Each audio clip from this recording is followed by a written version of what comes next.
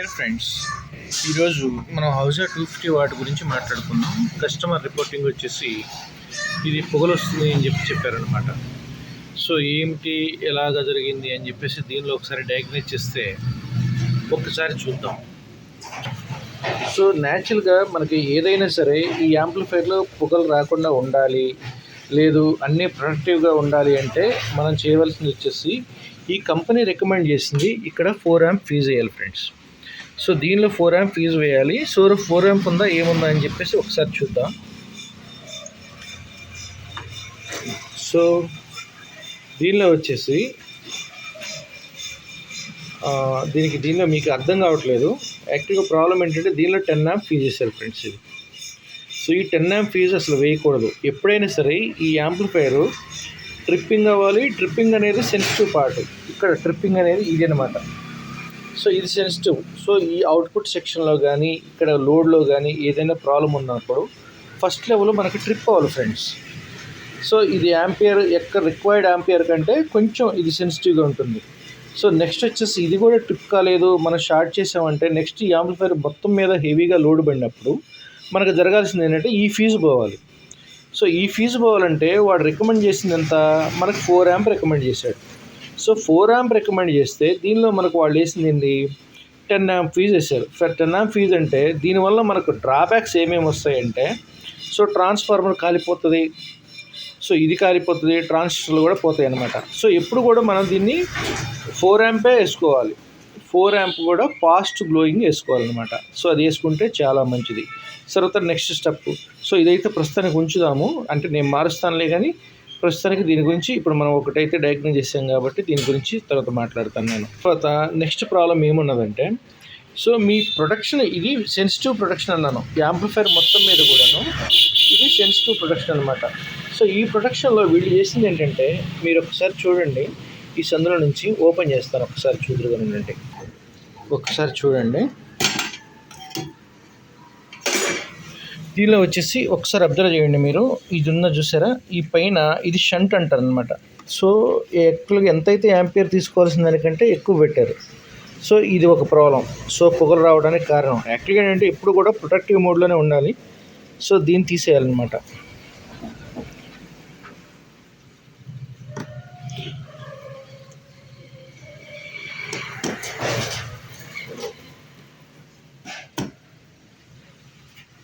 So ఇంత ఎప్పుడు కూడా వేయొద్దు.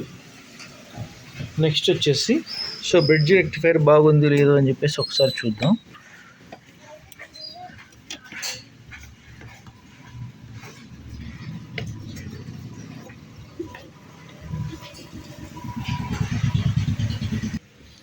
ఓకే ఫ్రెండ్స్, ఇప్పుడు ఇదే కండిషన్లో నేను ఆడియో ఇన్పుట్ సిగ్నల్ ఇస్తున్నాను, ఏమవుతుందో చూద్దాం ఫ్రెండ్స్.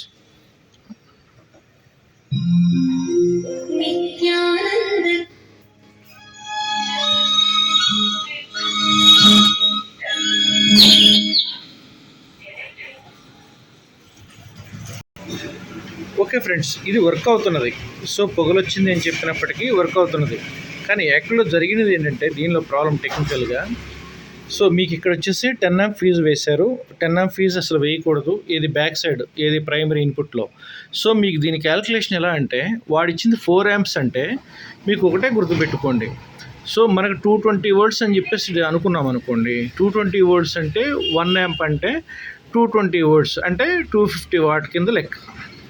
సో దీనిలో వీడిచ్చే రికమెండేషన్ వచ్చేసి 4 amps ఇచ్చాడు కాబట్టి 4 amps అంటే దాని అర్థం ఏంటంటే 220 × 4 amps అంటే 4 2 8 అంటే 880 వాట్ అని. సో 880 వాట్ అంటే దీని ప్రకారంగా వచ్చిన యాంపియర్ అదే వోల్టేజ్ ఏదైతే ఉందో సో దాని ప్రకారం డిజైన్ చేస్తాడు. డిజైన్ చేసినప్పుడు మీరు తీసుకోవాల్సిన ప్రికాషన్ ఏంటంటే 10 amps అంటే 2500 వాట్. సో 2500 వాట్ బేర్ చేయగలిగే ఫ్యూజ్ని అక్కడ వేశారంటే దాని అర్థం ఏంటంటే మనం యాంప్లిఫైర్ని డ్యామేజ్ చేసుకుంటున్నాము అని అర్థం. సో యాంప్లిఫైర్ డ్యామేజ్ కాకుండా ఉండాలంటే మీరు 4 amp ఫీజు మాత్రమే వేసుకోవాలి. ఏది బ్యాక్ సైడ్ ఉన్న ఏది అయితే అవుట్పుట్ ఉందో, ఇది ఇన్పుట్ వోల్టేజ్ ఫీజు ఉందో ఈ బ్యాక్ సైడ్ ఉండేదాన్ని మీరు 4 amp మాత్రమే వేసుకోవాలి. సో 4 యాంప్ వేసుకున్న తర్వాత ఇంకొక ప్రొటెక్టివ్ పాయింట్ ఏంటంటే దీనిలో ఉండేది ఈ రీసెట్ స్విచ్ ఏదైతే ఉన్నదో ఈ రీసెట్ స్విచ్ అనేది సో అప్రాక్సిమేట్లీ ఇదంతా 24 వోల్ట్స్ అంటే అప్రాక్సిమేట్లీ దీని క్యారింగ్ కెపాసిటీ వచ్చేసి 300 what max. So 300 what max అంటే సే ఫర్ ఎగ్జాంపుల్ 10 యాంప్స్ అనుకోండి. 10 యాంప్స్ అనుకున్నప్పుడు అప్పుడు ఎంత అవుతుంది? సో 10 యాంప్స్ అనుకోండి. 10 యాంప్స్ అనుకున్నప్పుడు ఇది 24 వోల్ట్స్ కాబట్టి 10 యాంప్స్ క్యారింగ్తో ఈ రీసెట్ స్విచ్ వేసినప్పుడు సో ఇది మీకు 240 వోల్ట్స్ అలా వస్తుందన్నమాట. సో ఇది 24 వోల్ట్స్ మీద రన్ అవుతుంది కాబట్టి సో మీరు వేయాల్సింది ఎంత? కొంచెం ప్రొటెక్టివ్గా న్యాచురల్గా మీరు బయట నుంచి రెడీమేడే వేయాల్సినంత అవసరం లేదు.